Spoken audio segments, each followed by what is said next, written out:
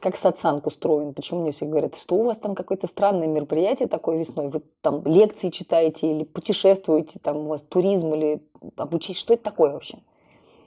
А это и пропитывание информацией какой-то, такое концентрированной информацией. На лекционной части первую неделю мы лекции слушаем. И потом мы уходим в природный процесс, где мы соприкасаемся с природой, как она есть. Мы в такие зоны уезжаем, где мало человека, а много законов природы прям видно в Яви. Мы где-то молчим, где-то звучим, где-то созерцаем, где-то наоборот закрываем глаза и чувствуем.